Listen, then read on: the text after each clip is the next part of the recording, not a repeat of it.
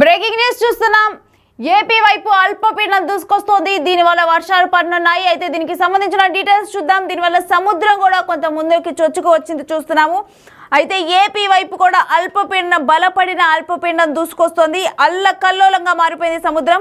కాకినాడ సముద్ర తీరంపై ఈ తుఫాను ప్రభావం పడింది.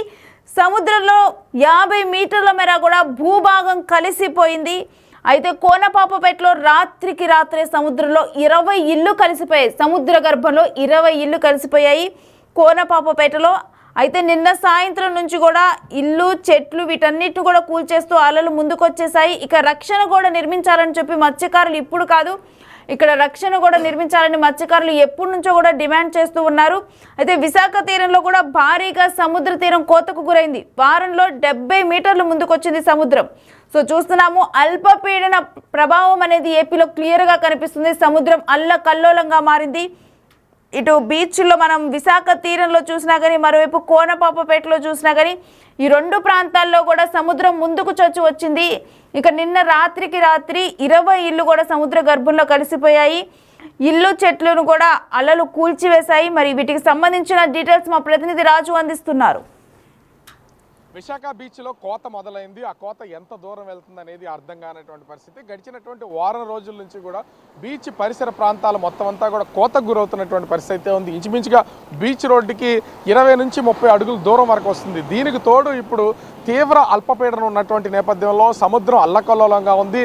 ఆ సముద్ర కెరటాలు ముందుకు చొచ్చుకుని రావడం, సముద్ర తీరం కూడా ముందుకు వస్తున్నటువంటి నేపథ్యంలో కొంత తీవ్ర ఆందోళనగా ఉన్నటువంటి పరిస్థితి అయితే ఉంది.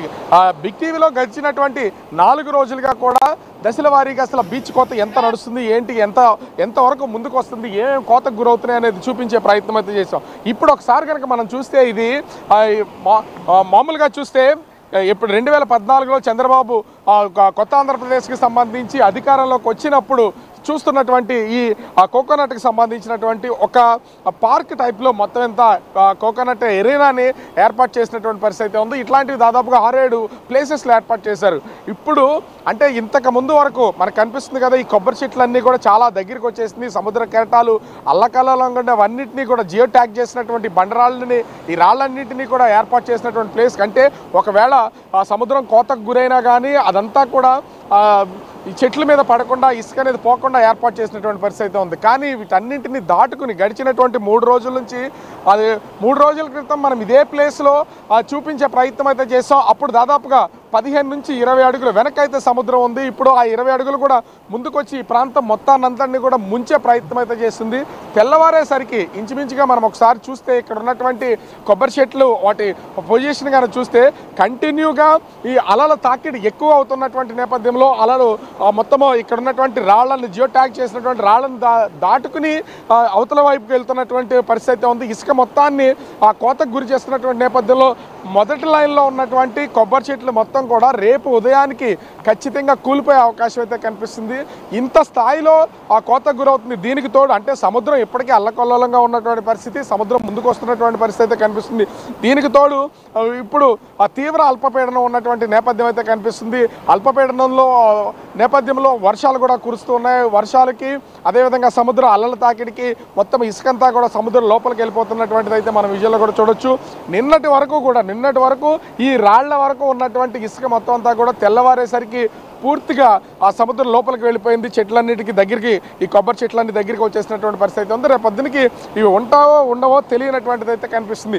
దీనికి తోడు అటు తీవ్ర అల్పపీడనం ఉన్నటువంటి నేపథ్యంలో అటు దక్షిణ కోస్తా జిల్లాలైనటువంటి ఉమ్మడి నెల్లూరు, ఉమ్మడి ప్రకాశం జిల్లాలతో పాటుగా చిత్తూరు, తిరుపతి జిల్లాలకి భారీ వర్షాలు ఉంటాయని వాతావరణ శాఖ అధికారులు అయితే తెలియజేస్తున్నటువంటి పరిస్థితి అయితే కనిపిస్తుంది. అదేవిధంగా అటు అంబేద్కర్ కోనసీమ, కాకినాడ, అనకాపల్లి, అటు అల్లూరు జిల్లా, విశాఖ జిల్లాలకి కూడా భారీ వర్షాలు ఉన్నాయని సూచనలు చేస్తున్నటువంటి పరిస్థితి కనిపిస్తుంది. విజయనగరం, శ్రీకాకుళం జిల్లాలతో పాటుగా కృష్ణా, గుంటూరులో 1-2 చోట్ల భారీ వర్షాలతో పాటు మొత్తం వర్షాలు కురుస్తాయని ఇప్పటికే వాతావరణ శాఖ అధికారులు అయితే తెలియజేశారు. దీనికి తోడు మత్స్యకారులు ఎవరూ కూడా ఈ సముద్రంలోకి వేటకు వెళ్ళొద్దు, వేటకు వెళ్ళినటువంటి వాళ్ళు దాదాపుగా 55 కిలోమీటర్ల వేగంతో ఈదురుగాలు వీస్తున్నటువంటి నేపథ్యంలో ఎక్కడ తక్కువ సముద్ర తీరం ఉంటే అక్కడికి చేరుకోవాలని అటు వాతావరణ శాఖ అధికారులు అయితే తెలియజేస్తున్నటువంటి పరిస్థితి కనిపిస్తుంది. ముఖ్యంగా రైతుల్లో, ప్యాడీ రైతులకు సంబంధించి నుంచి తీవ్రమైనటువంటి భయాందోళనలు ఉన్నాయి. ఇంచుమించుగా మొత్తము హార్వెస్టింగ్ వచ్చినటువంటి నేపథ్యంలో కోతలకు వస్తున్నారు, పనుల మీద ఉన్నాయి, కొన్ని నూర్పిళ్ళు చేసినటువంటి కళ్ళల్లో ధాన్యాన్ని ఆరబోస్తున్నారు, రోడ్ల మీద ధాన్యాన్ని ఆరబోస్తున్నారు. ఇట్లాంటి తరుణంలో ఈ తీవ్ర అల్పపీడనం వలన వర్షాలు కురిస్తే ధాన్యం అంతా కూడా తడిసిపోతుందని ఆ తీవ్రమైనటువంటి భయాందోళనకు గురవుతున్నటువంటి పరిస్థితి కనిపిస్తుంది. వర్షాలతో ఒక పక్కన రైతాంగం వెలవెలాడుతుంటే మరో పక్క చూస్తే ఇప్పుడు సముద్ర కోత వల్ల విశాఖకి పొంచి ఉన్నటువంటి పెను ప్రమాదం అనేది తెలుస్తున్నటువంటి పరిస్థితి ఉంది. గడిచిన వారం రోజుల నుంచి సముద్రం ముందుకైతే వస్తుంది, మొత్తం అంతా కూడా కోతకు గురి చేస్తూ ఈ బీచ్ రోడ్డుకి సంబంధించి మొత్తాన్నంతా కూడా కూలుస్తున్నటువంటి పరిస్థితి కనిపిస్తుంది. ఇదే పరిస్థితి కనుక ఇంకొక 3-4 రోజులు కనుక ఉంటే ఖచ్చితంగా బీచ్ రోడ్డు అంటే మొత్తం వాక్ చేసే ట్రాక్ వరకు కూడా వాటర్ వచ్చే అవకాశం అయితే ఉంది. అయితే అధికారులు అసలు ఇది ఎందుకు ఏంటనేది అర్థం కానటువంటి పరిస్థితి.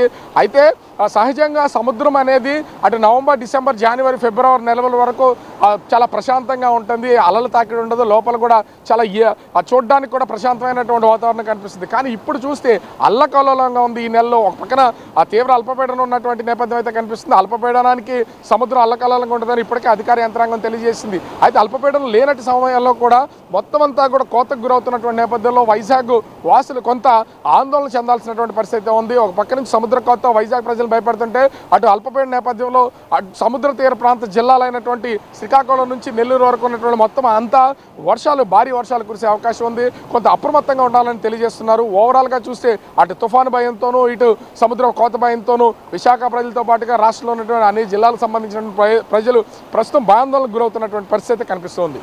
కెమెరామెన్ అరుణ్తో రాజు, బిగ్ టీవీ, విశాఖపట్నం. అల్పపీడన ప్రభావం ఏపీలో కూడా సముద్ర తీర ప్రాంతాల్లో క్లియర్ గా కనిపిస్తుంది. సముద్ర తీర ప్రాంతాలు కోతకు గురయ్యాయి. కాకినాడలో సముద్ర తీరం పైనైతే తుఫాను ప్రభావం కనిపిస్తోంది. సముద్రంలో 50 మీటర్ల మేర కూడా భూభాగం కలిసిపోయింది. 50 మీటర్ల మేర కాకినాడ తీరంలో సముద్రం ముందుకు వచ్చింది. మరోవైపు విశాఖ తీరంలో కూడా సముద్ర తీరం భారీ కోతకు గురైంది. 70 మీటర్ల వరకు కూడా ముందుకు చొచ్చుకొచ్చింది సముద్రం. అక్కడే అయితే చూస్తూ ఉన్నాము, చెట్లు ఇవన్నీ కూడా సముద్రంలో కలిసిపోయాయి. ఇక కోనపాపపేటలో, కాకినాడలోని కోనపాపపేటలోనైతే రాత్రికి రాత్రే సముద్రంలో 20 ఇళ్ళు కలిసిపోయాయి. ఇక ఇల్లు చెట్లను కూడా సముద్రం తనలో కలిపేసుకుంది. అయితే అక్కడ రక్షణ కూడా కల్పించాలి, రక్షణ కూడా నిర్మించాలని చెప్పి కూడా అక్కడ మత్స్యకారులు వారు ఎవరైతే అక్కడ నివాసం ఉంటారో వారందరూ కూడా డిమాండ్ చేస్తూ ఉన్నారు. అయితే ఈ డిమాండ్ ఇప్పుడు కాదు, అంతకు ముందర నుంచి కూడా ఈ డిమాండ్ అనేది ఉంది. అయితే మనం చూస్తూ ఉన్నాము ఎటువంటి దృశ్యాలు సముద్ర తీరాల్లో కనిపిస్తూ ఉన్నాయనేది. తుఫాను ప్రభావం, మరోవైపు అల్లకల్లోలంగా మారిన సముద్రం, ఈ రెండు కూడా ఏపీ మీద అయితే తీవ్ర ఎఫెక్ట్ చూపిస్తున్నాయి.